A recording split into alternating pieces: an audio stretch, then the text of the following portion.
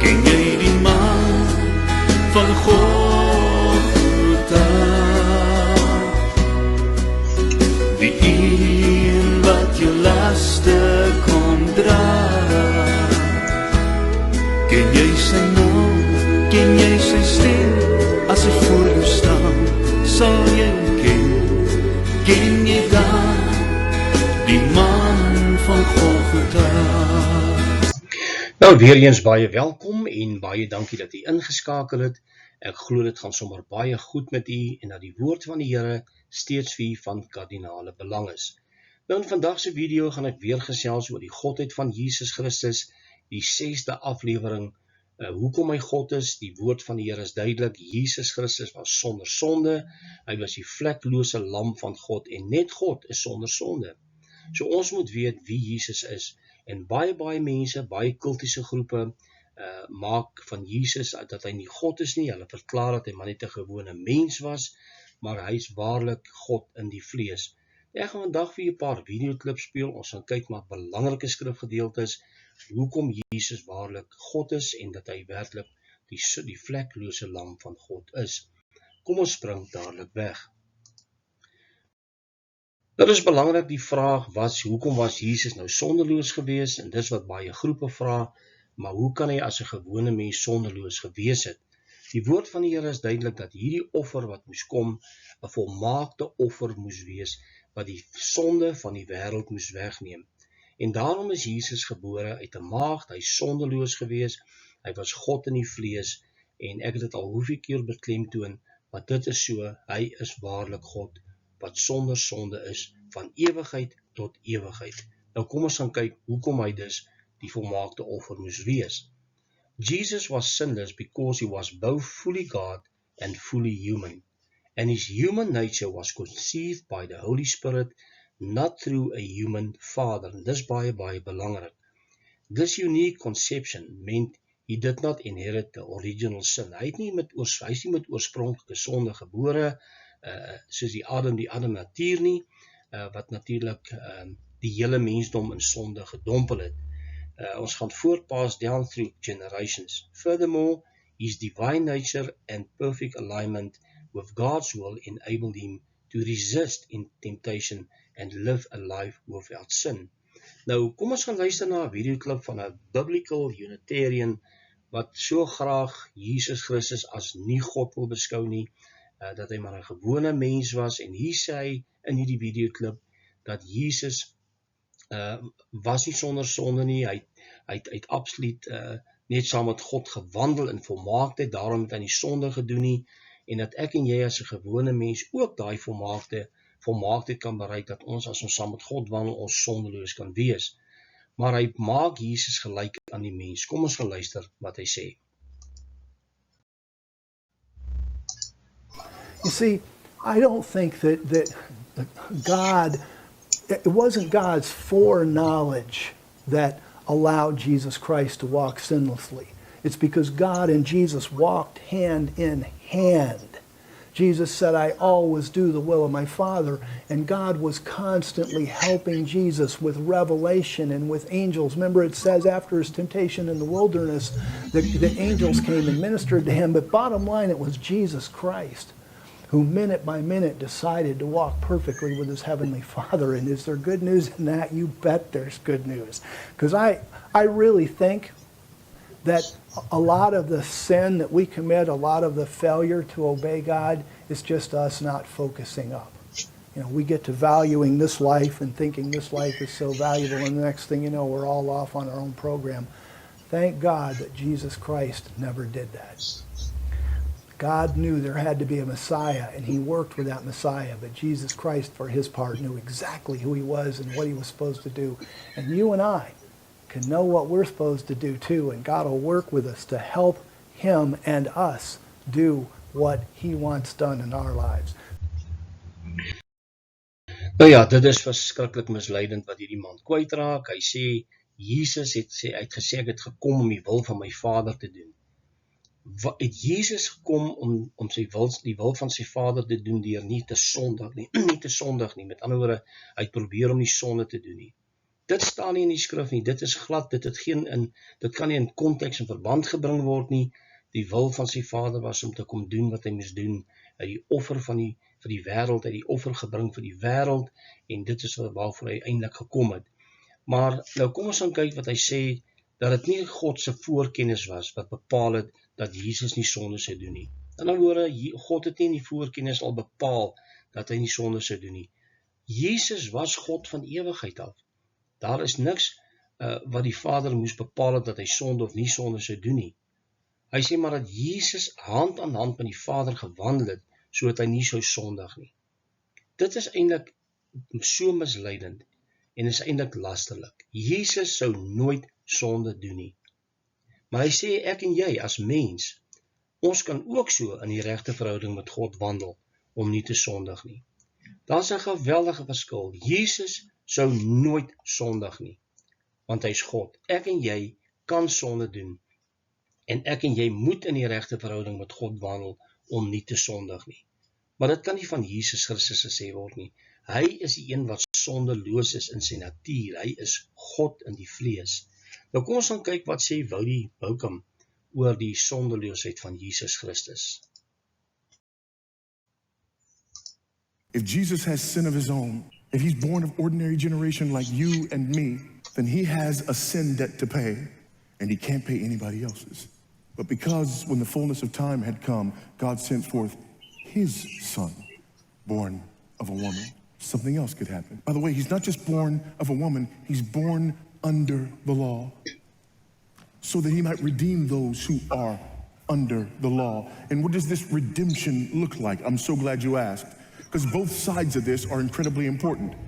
He's born under the law because we are guilty, born in sin, but we are also guilty because the sin nature is the very reason that we break and violate the law of God. Nou dit wat Woudie Boukham hier sê is baie waar. Jesus het nie die oorspronklik, hy het nie gebore met sonde nie. Hy was volmaak, hy was God in die vlees. Dis hoekom hy nooit sonde sou doen nie. Maar baie mense reken, soos die vorige biblical Unitarian, dat Jesus eintlik maar net in 'n goeie verhouding met God gewandel het, dan sou hy nooit gesondig nie. Ons gaan later in die video sien hoe dat Benny Hinn sê, as Jesus nie die Heilige Gees gehad het nie, sou hy wel gesondig het. Wat 'n lasterlike uitspraak is dit nie. Maar die biblical Unitarians is verkeerd, en hier is die Christadelphians ook verkeerd. Hulle sê die volgende: they teach that Jesus had a sinful nature, and he needed salvation from sin. Dis wat hulle sê, that he was not pre-existent and did not come into existence until he was born in Bethlehem. So hulle glo hy was 'n sondige mens, en hy het ook salvation nodig gehad. En hierdie groep is 'n kultiese groep, hulle noem hulle self 'n Christelike kerk, die Christadelphians. Jy kan 'n bietjie gaan navorsing doen oor hulle, en dis eintlik skrikwekkend. Nou kom ons gaan kyk, hoekom is Jesus sondeloos gewees? Nou die geboorte van Jesus Christus was ons so, toe sy moeder Maria verloof was aan Josef, voordat hulle saamgekom het en sy swanger bevind uit die Heilige Gees. So hierdie swangerskap was bewerk deur die Heilige Gees van God, daarom is dit die geboorte uit God. Hy is absoluut sonder sonde gebore, hy was die Messias, hy was God in die vlees. En dit was absoluut bewerk deur God se Gees, en Jesus is God, hy is sondeloos gebore, God het mens kom word en onder ons gewoon, sê Johannes 1 vers 14. En dit is belangrik om hierdie belangrike leerstelling in die woord van God te verstaan. As jy dink dat Jesus sonde gehad het, is hy nie meer God nie, en kan hy nooit God wees nie. Maar kom ons gaan luister na die volgende videoklip, waar die paus Jesus as 'n sondige mens klassifiseer, dat hy eintlik vergifnis moes vra, en dat hy nie eintlik sondeloos was nie. Kom ons gaan luister. Is Jesus a sinner? Did he require forgiveness from his earthly parents? Pope Francis thinks so. We will address the Pope's blasphemous statement, but first, we must clarify one point. Jesus is the sinless Son of God. In both his human and divine forms, Jesus is sinless. There are those who have no problem giving up on the virgin birth. They argue that you can remove the virgin birth, you can remove the resurrection, you can remove all of these things, and Christianity won't lose its essence. They could not be more wrong. If Jesus is born the same way you and I are born, then he is born having inherited Adam's guilt, and that's going to become important in a moment. But as the Son of God, the unique Son of God, he did not bear Adam's guilt. He was born of a virgin. Now we have Jesus, who is fully divine as the Son of God and fully human as the Son of Man. Although being fully human, he was not born of ordinary generation. Therefore, unlike other full humans, he did not inherit Adam's sin. Dit is baie belangrik wat hy gesê het, en dit is Jesus Christus, die sondelose, die vleklose lam van God. En hierdie offer wat hy gebring het, was 'n vleklose offer, dis 'n sondelose offer, die offer wat volmaak was, en dis baie belangrik. Hy sê in die volgende skrifgedeelte 1 Johannes 3 vers 5, en julle weet dat hy verskyn het om ons sondes weg te neem, en geen sonde is in hom nie. Geen sonde nie. Die mens het sondes, die mens het foute.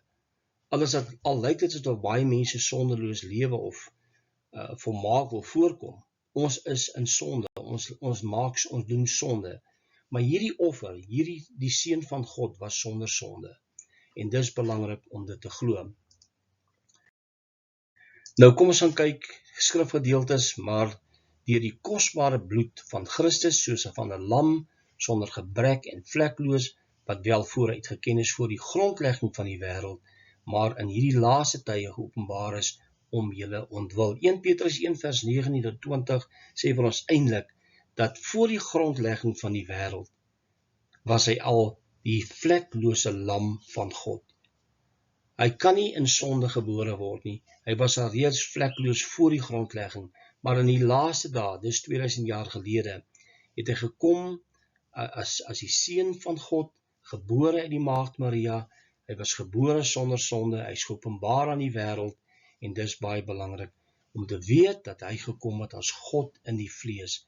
Hy was God absoluut in 'n menslike liggaam, sonder sonde. Nou goed, kom ons gaan kyk na 'n paar ander skrifgedeeltes, want hy het hom wat geen sonde geken het nie, sonde vir ons gemaak, sodat ons kan word die geregtigheid van God in hom. So hy het geen sonde geken nie. Hy was wel vir ons sonde gemaak. Met ander woorde, hy het die sonde op hom geneem. Hy het nie sonde gedoen nie, hy het net die prys betaal vir die sonde. Maar dit moes 'n vleklose lam wees wat dit kon doen. Nog 'n skrifgedeelte, 1 Petrus 2:22, Jesaja 53:9, hy wat geen sonde gedoen het nie, en in wie se mond geen bedrog gevind is nie. So belangrik dat ons hierdie goed sal glo, want dit is hoekom hy God is, dis hoekom hy God in die vlees is. 'n ander skrifgedeelte, Johannes 17 vers 18, hy wat vir homself spreek sy eie eer, of soek sy eie eer, maar hy wat die eer soek van die een wat hom gestuur het, hy is waaragtig, en daar is geen ongeregtigheid in hom nie. Dis baie belangrik, ons moet hierdie skrifgedeeltes ter harte neem, want waarlik, hy was God in die vlees sonder sonde. Nou goed, kom ons kyk na Judas Iskariot. Hy natuurlik hy Jesus verraai.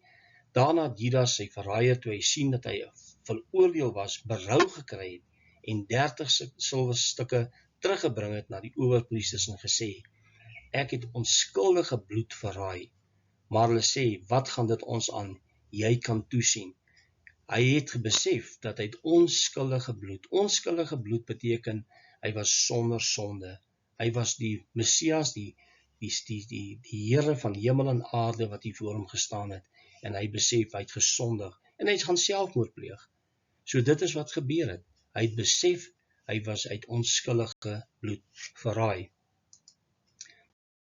Nou Simon Petrus op die strand praat met Jesus, en hy sê, hy val toe voor Jesus neer, en hy sê vir Jesus, gaan weg van my Here, want ek is 'n sondige man. Nou hoe kan 'n sondige man dit vir 'n ander sondige mens, of 'n ander sondige persoon of individu sê? Hy het besef, hy weet dat Jesus is die seun van God. Hy weet dit. En daarom kon hy vir Jesus sê, ek is 'n sondige mens. U is die heilige van God. En dit is wat die Simon Petrus probeer deurskemer, dat Jesus sondeloos was. Toe Jesus versoek was in die woestyn, baie belangrike skrifgedeelte in Hebreërs 4:15, want ons het nie 'n hoëpriester wat nie met ons swakhede medelee kan hê nie, maar een wat in alle opsigte versoek is, net soos ons, maar sonder sonde. Dis so belangrik. Hy was versoek in die woestyn, maar hy het geen sonde gedoen nie. En Satan het hard probeer om hom te laat struikel, dat hy in sonde sou val. En hy het geweet, hy sal dit nooit kon regkry nie. Maar hy het sy kans gevat. So Jesus is absoluut die sondelose, hy was sonder sonde, absoluut. Nou ja, Pilatus se vrou het natuurlik in 'n droom baie gely, kom ons gaan lees daai skrifgedeelte, en terwyl hy op die regbank sit, het sy vrou na hom gestuur en gesê, moet tog niks te doen hê met die regverdige man nie, want ek het vannag in 'n droom baie gely om sy ontwil. En sy het gedroom dat Jesus absoluut sondeloos is. Hy was die regverdige, hy was die Messias, sy het dit besef, sy het en weet wat die droom gegee? Absoluut God het dit vir haar gegee. En daarom kon sy dit uitspreek en sê, moet niks verkeerd doen aan hierdie regverdige man nie. En dis belangrik. Nou ja, kom ons kyk wat sê Pilatus.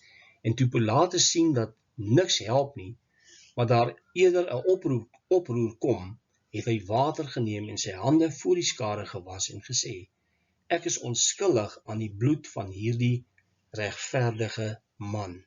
Is dit nie belangrik, is dit nie wonderlik, dat hierdie mense tog besef, dat hulle staan hier voor 'n regverdige. Niemand is regverdig in hierdie lewe. Geen mens is ooit regverdig nie. Maar hierdie gebeurtenis het gewys dat hy was die regverdige van God. Hy was absoluut God in die vlees.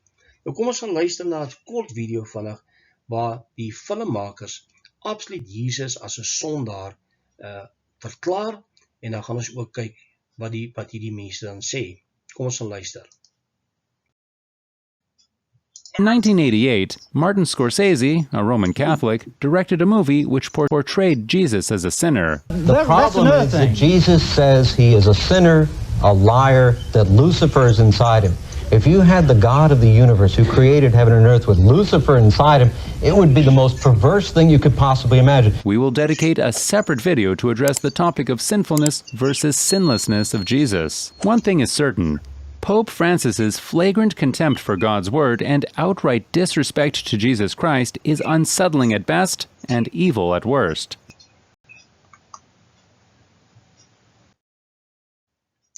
Nou ja, dit is nie net hy wat so sê nie, dit is ook die mense wat die film geskep het, Jesus Christ Superstar, en kom ons gaan kyk wat hulle daaroor sê.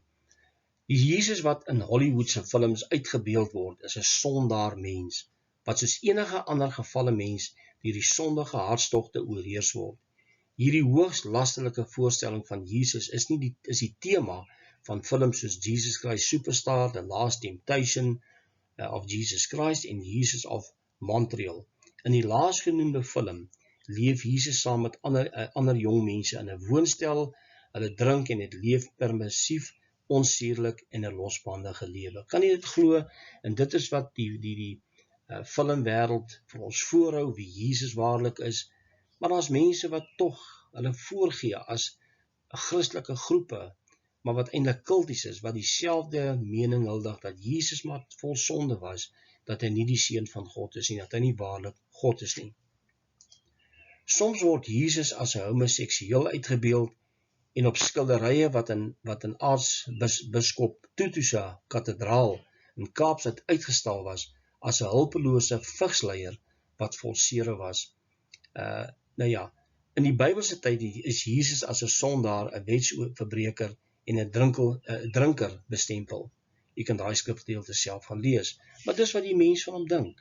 Dis eintlik skokkend, dis gruwelik, dis godslasterlik, en hierdie mense gaan voor 'n lewende God staan oor wat hulle hier gesê het. Maar dit is wat die Satan wil hê. Hy wil jou laat glo, Jesus is nie waarlik God nie. Eintlik baie skrikwekkend. Kom ons gaan kyk wat sê Benny Hinn wat sou gebeur as Jesus nie die Heilige Gees gehad het nie. Nou Benny Hinn, ek gaan dit maar net vir u quoteer, and let me add this, sê Benny Hinn, had the Holy Spirit not been with Jesus, he would have sinned. That's right, it was the Holy Spirit that was the power that kept him pure. Nou hierdie, daar is 'n videoklip hieroor, waar hy dit baie duidelik gestel het, en ek wou dit nie speel nie, dit is 'n lang klip, maar u kan gaan kyk, dit is op YouTube, en hy het gesê dat die Heilige Gees Jesus heilig gehou het. Wat 'n godslasterlike uitspraak.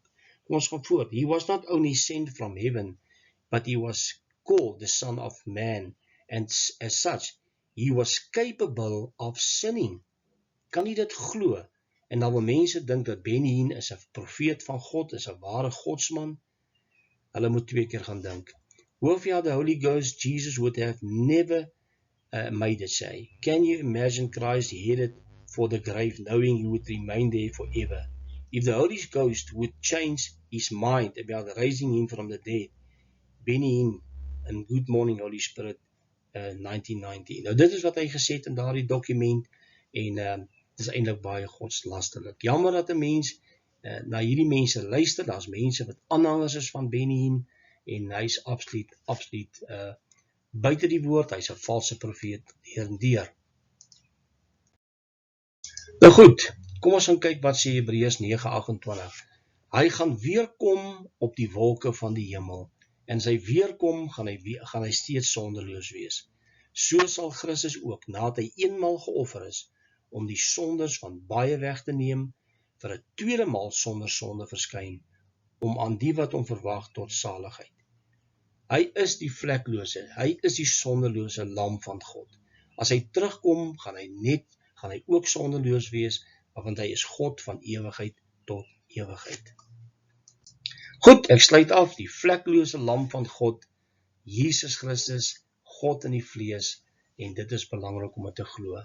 As jy dit nie glo nie, plaas jy saligheid op die spel, en as baie mense wat al lyk dit nie so nie, is reeds op pad na die verlorendheid, want hulle verwerp hom as God in die vlees.